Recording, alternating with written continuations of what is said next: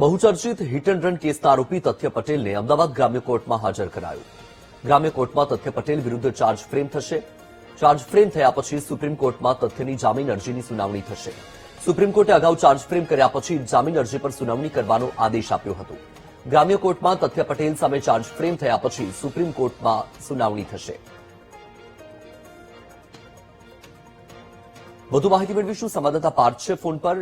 પાર્થ, તથ્ય પટેલને અમદાવાદ ગ્રામ્ય કોર્ટમાં હાજર કરાયું છે, ત્યાંથી શું અપડેટ?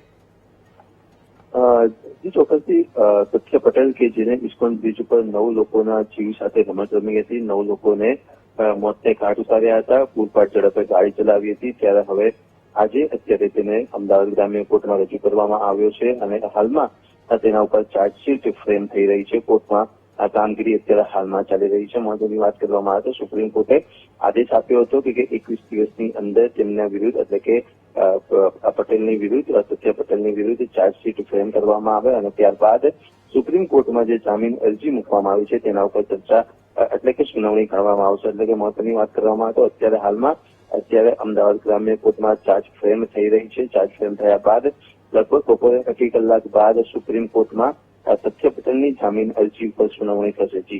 જી બિલકુલ પાર્થ, માહિતી બદલ આભાર.